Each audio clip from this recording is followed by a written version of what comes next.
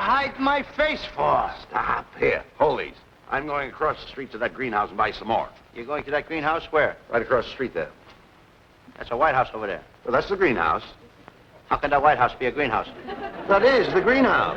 How can it be a greenhouse if it's painted white? What is the difference in how it's painted? If it was painted red, it would still be a greenhouse. You mean if that house was painted red, it would be a greenhouse? Well, sure. Suppose it was painted blue. It would still be a greenhouse. Let me smell your breath. Oh, stop that. Now, ladies and gentlemen, I want you to listen very carefully to the next lines that Mr. Rabbit reads, because here hangs the plot of the entire story. Take these flowers and plant them in the backyard. And don't get into any trouble. Was that not a beautiful reading?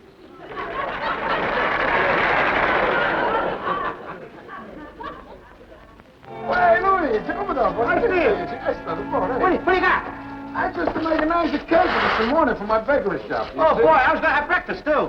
Well, you're lucky. I'm going to save you trouble for the restaurant. Oh, good. You like it might be pineapple? Yeah. Ah, you try it, man. Oh, thank you. Huh? That's nice. That's pretty good pineapple. Mangia, Benedict. Hey, might be you like a chocolate. Huh? You like a chocolate? I'll try it. It's a nice chocolate, eh? Mangia, figlio mio, mangia. No. Get better. Oh, might be you like a coconut, huh? That's too fattening, just here. Too fat? Yeah. Don't worry, my cake is going to make you fat. I'll try it. It's a coconut. Hey, you want that? That's all right, that's all right. Bella, mangia, figlio mio, eh? Huh? Mangia, bello. I think that's enough. That's enough. Yeah. What's the matter? You got no appetite? No appetite? Not now. See you later. Hey, just a minute. Please. Well, You eat the 3 cakes. yeah. Give me 30 cents. I ain't got no money. No money. No money. What do you eat to the cake if we don't got no money? I ain't have any money, ain't I? That's all. That's a bigger joke on me, huh? Might be you like lemon pie?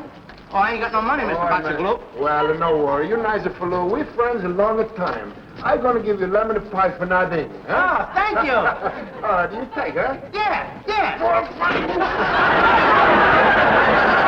That pie cost you 60 cents. I heard Mr. Boxer-Glue. You're nothing but a hog. Were you addressing me? I don't try to be Why, I cute. don't even know you. You certainly have your nerve. How dare you speak to a single girl you don't even know? A 19-year-old girl who lives all by herself at 106 Maple Street on the 2nd floor, apartment 2B, and doesn't even have a steady boyfriend, and loves to go dancing, and is home almost every evening all by herself, and whose telephone number is Crestview 64805. My card. Fresh. I thought it was you! You thought you'd get away with it, did you? Well, I'll teach you a thing or two. No, you don't! Stop hitting me! I'm not getting annoyed. Oh, I've made a mistake. You're the wrong man. I'm sorry. How can I apologize to you? I thought you were my husband. Even if I was your husband, what right you got to hit me on the head with the umbrella? What business is it of yours? How I treat my husband? I'll take the whole thing up.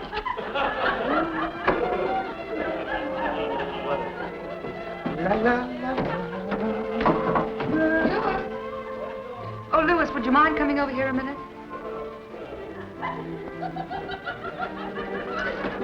Sure. Louis, would you put some oil on my back? Oh, sure. Obliging. That's me all over. Just put it on my back and shoulders. You want me to put this oil on your back? Yes, please, huh? This is ridiculous. Don't pour it on, rub it on. That's why I said it was ridiculous. Okay. Hold it, please. Thank you. I like to do this. Oh, that's fine, Louis, fine. Now, not so hard. Is that nice? Mm-hmm. Nice and gentle? Mm-hmm. How's that? Fine. Hillary, Yes? are you coming out tomorrow at the same time Yes, for uh-huh. another sunbath? Uh-huh. Can I put some more oil on your back? Mm-hmm. That's the deal. Tomorrow when I come out to take a sunbath, you can put some oil on my back. If it's all right with you, tomorrow, can I take my gloves off?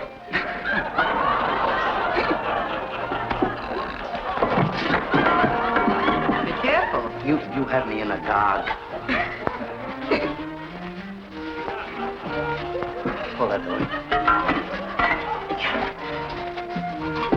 There you are, Louis, and thanks again.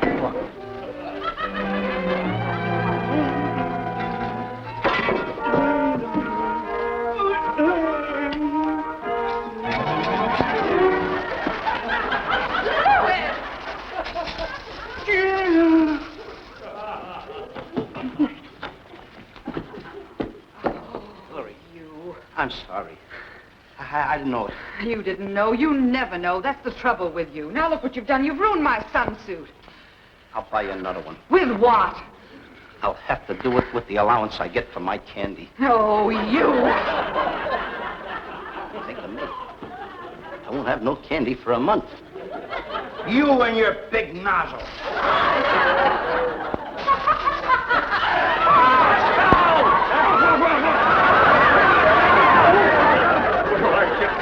I'm sorry, I didn't.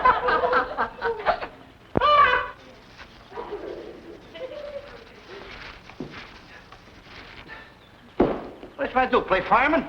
Hillary? That ain't gonna get you no place.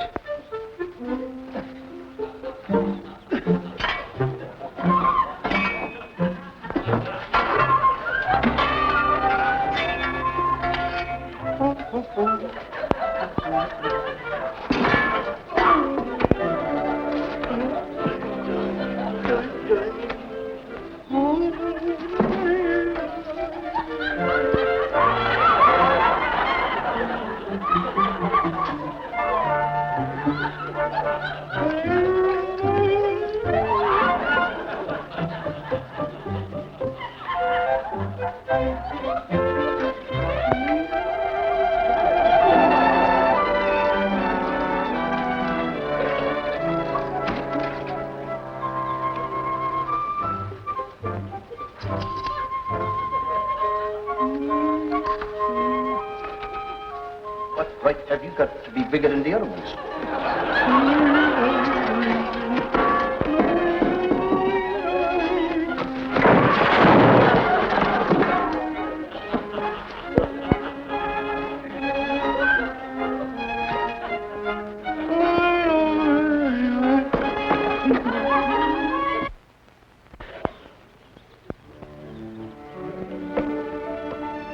Hey, Lou!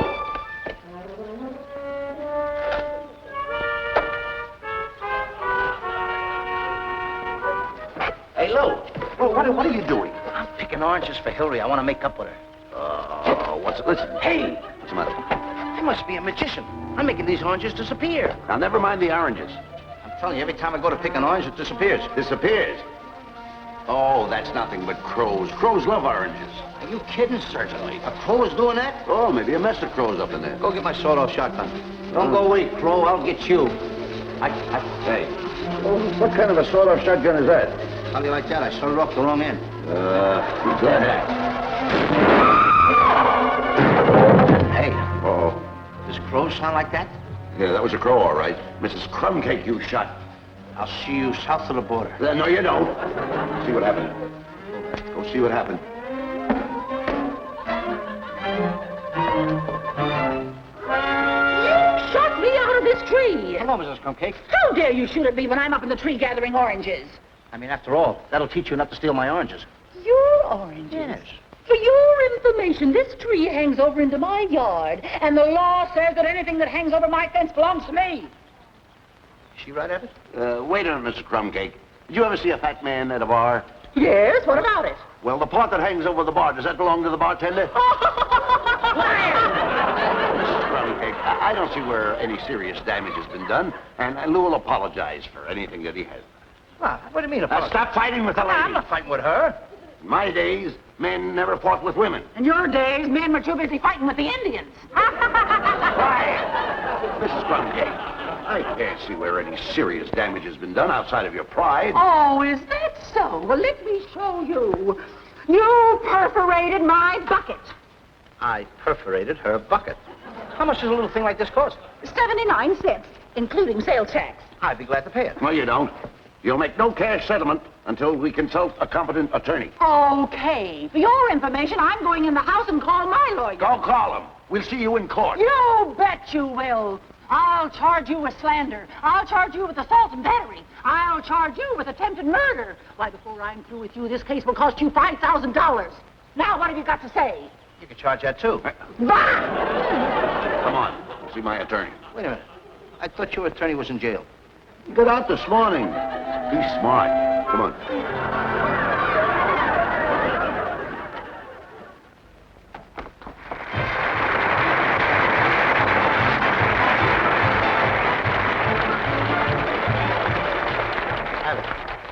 Why don't you let me pay Mrs. Crumbcake the 79 cents? What? And give up all the principles that Patrick Henry, Thomas Jefferson, and Benjamin Franklin fought for? You mean they all perforated Mrs. Crumbcake's bucket, too? Never mind. We're going down to see my lawyer. Come on. Here we go. Mr. Attorney, now that you have the facts, do you think you can help this poor unfortunate boy? Well, certainly. Mr. Costello, you know what I'm going to do? The first thing I'm going to do is slap on a writ of habeas corpus, then a writ of certiorari, and then I'll slap on a writ of mandamus. That's good. Well, it's not good for you, but I just love to put on the writ. Let's get out of here, will you? What's the matter with you? This guy's a half-rip. He's one of the slickest attorneys in town. You bet I am. I promise you that I'll get you out of jail. Yeah? The minute your sentence is up. You picked some Lulus, brother. My boy, do you know what I'm going to do with you when I get you in court? Tell 'em. Oh, this is wonderful. First, I'll put you on the witness stand all by yourself, and I'll show the judge your peculiar dilemma. Then I'll drag all your antecedents into the courtroom, and I'll expose your entire background. And then, my boy, then I will split your plea, and I'll draw up your briefs in front of the jury. You wouldn't dare. You haven't got the nerve. Mr. Sidney! Mr. Sidney! Yes? What is it, Clarence, my boy? Would you mind giving me the papers on the Bradley case? Well, of course, my boy. You bet your life. There you are, Clarence. Thank you. You're welcome, my lad. Now, who's that? Oh, that's just a young lawyer friend of mine. You see, he can't afford to rent an office, so he rents drawer space in my desk here. This is one lawyer that is not going to defend me. You are not going to defend me. Your Honor, this case is very simple, almost as simple as my client. Look at him sitting over there. What does he look like to you? Why, he looks to me like... I think I need new glasses. Abbott, I don't think this judge likes me. Will you please let me pay the 79 cents and get out of here? Are you crazy? You pay Mrs. Crumbcake that 79 cents, you're admitting your guilt. I want you to fight this thing. Fight it right through. I want you to walk out of here with clean hands. If I listen to you, I'll be all washed up. Any more loud talking in this courtroom, and I shall order you both to leave. Well, Abbott, my boy, what do you say? Is everything all right with you?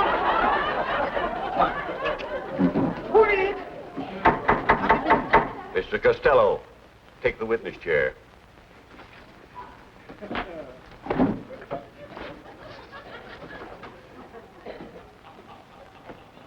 Take the chair. Here, here. Where are you going? Take a chair. Put it down.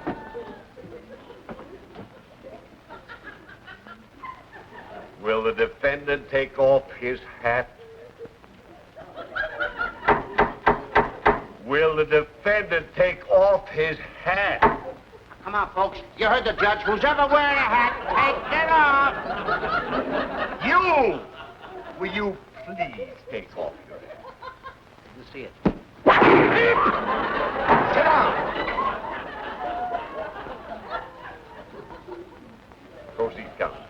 Your Honor, it seems that my client here took a sawed-off shotgun. He aimed it at a woman, a poor, unfortunate woman up in a tree picking oranges. He fired that weapon, knocked that poor, misguided woman to the ground, causing her great bodily injury and perforating her bucket. The defense rests, Your Honor. Whose side are you on? You're supposed to be my attorney. Look, Your Honor, I mean, after all, Mrs. Crumbcake, the woman that is suing me for the 79 cents, she's not even here. I think the whole thing is dishonest. Are you intimating that this is not an honest court? Well, I mean, after all, if she ain't here, what kind of case? Quiet! I'll have you to understand that anyone appearing before me in this court gets justice, or my name isn't Judge Henry Q. Crumbcake. Oh. Judge Crumbcake, down. Yes, sir. That's Judge Crumbcake. Quiet! Counsel, have you anything more to say before I find the defendant guilty? Your Honor, on behalf of my client here, I plead insanity. This guy's killing me, Abbott! What are you pleading insanity for? What's wrong with that? I'm not crazy! That's the law, my boy. I'm taking advantage of the insanity clause. What's Santa Claus got to do with this? He don't come until December. Will the defendant step up to the bar? It's awful nice of you, Judge, but I don't drink. Step up before the bench. Wish he'd make up his mind. Abbott, pay the money. Let me get out. Step up to the bench. Yes, sir. I'm sorry, my boy. The brakes just went against us, I guess. The court finds the defendant guilty as charged.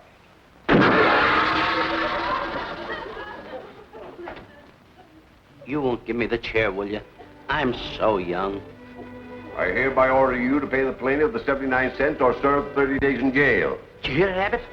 All I gotta do is pay the 79 cents and I'm free. Why, you ungrateful ingrate. What are you trying to do, ruin this man's reputation? My boy, this case isn't lost yet. We'll take it to a higher court. I don't want to go upstairs. All I'm gonna do is pay the 79 cents. Now, Costello, please, I appeal to you, my boy. I appeal to you as a man. You don't even appeal to me as a woman. And remember the words of our famous poet, stone walls do not a prison make, nor iron bars a cage.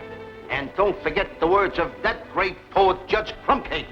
30 days has September, April, June, and Lou Costello. Hey,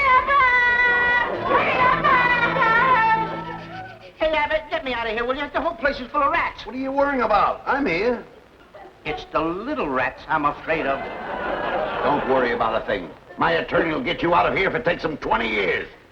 What does he care about time? He's on a ball, ain't he? You're telling me. Now I'll go and talk to him. Yeah. Don't go away.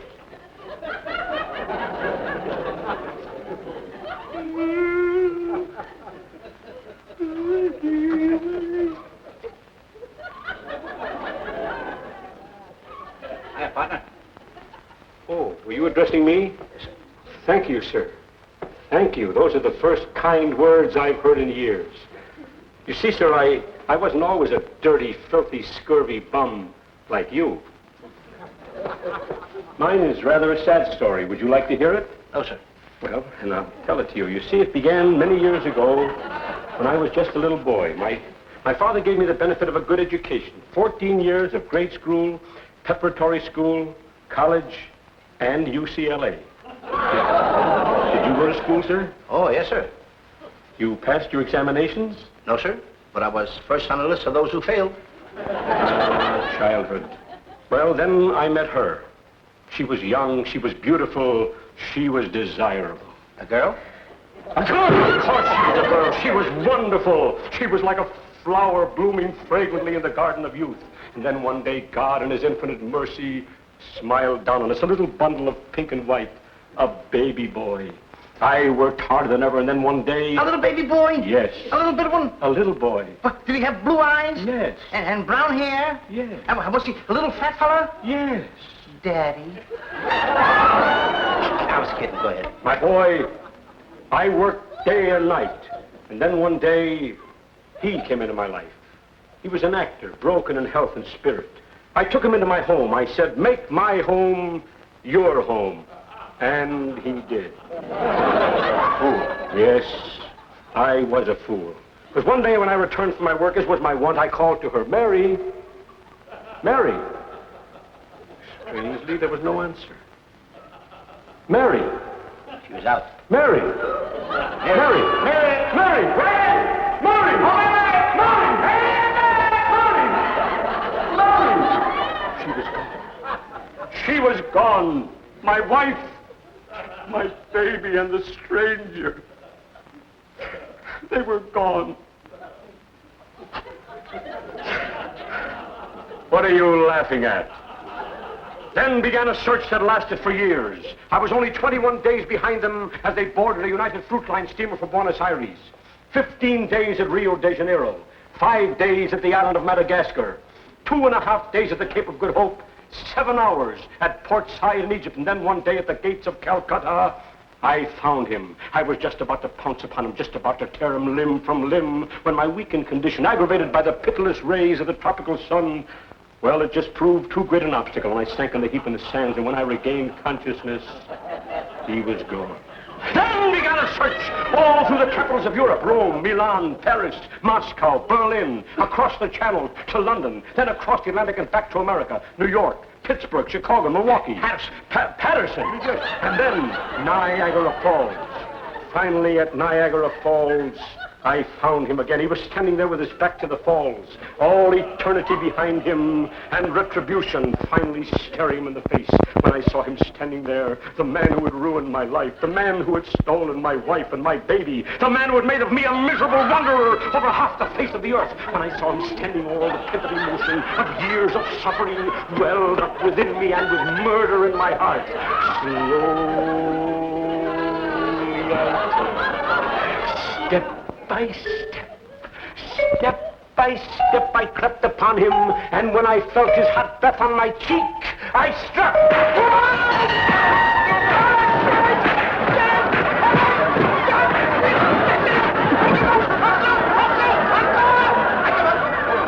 You're the gentleman with the kind face. What are you trying to do to me? Excuse me, I forgot myself. I'm so weak. No fault. I just done the same thing if I'd have caught the guy at Niagara Falls. Niagara Falls! I don't my big mouth. When I saw him standing there, slow. I'm gonna get it again.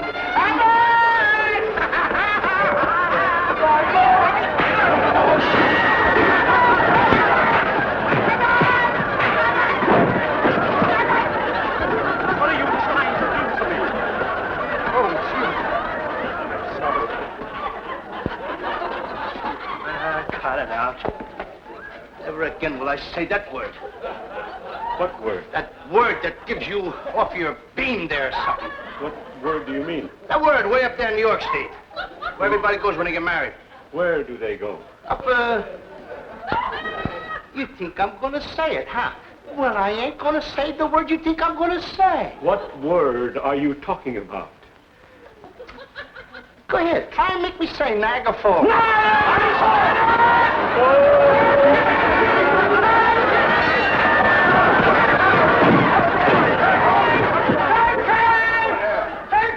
What are you doing there? Get me out! Get me out! What's the matter? What are you doing there? Oh. If you're tired, why don't you lie down? Oh, you. Look, what you got? Just say Niagara Falls to this guy. Niagara Falls! I'm going to put you in a different cell. No, you don't. This boy is free. Free. Told you I get you out, my boy. You're free as a bird. Well, he's all yours. Wait a minute. One thing more, my lad. For you. Oh, for me, huh? Yep. Bill, $300.79. What is the 79 cents for? Well, somebody's got to pay for Mrs. Crumbcake's bucket. Take it easy, Lou. May I see you, Mr. Attorney? Well, of course, my boy. Step right over here. What's on your mind? How would you like to have another client? Of course. Look at that client in there. Isn't he a lovely looking soul? Well, I suppose so. Well, why don't you take his case? I don't know anything about him. Who is he? Where's he from? Niagara Falls!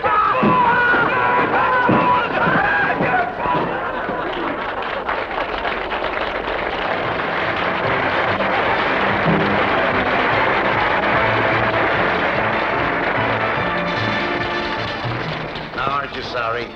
Sorry about what? Sorry for the things that you say. Get yourself in trouble all the time. What did I say? Niagara Falls. Niagara Falls! That's the place. That's the word that gets me with the emotion that is pent up inside of me. I will never forget when that fella came to my home. I bade him to enter, and enter he did. Not by the front door, mind you, but by the rear door. He came into my house and took away my children and my wife and everybody else, my mother-in-law. And not only that, but I followed him all over the country. I followed him first to Patterson, New Jersey, Passaic, New Jersey, Nutley, New Jersey, Belleville, New Jersey. Then we went to another state. We went into Ohio, Cleveland, Detroit. And then I found the stoop in Steubenville, Ohio. That's where I met him, right by the gates of Steubenville. Niagara Falls.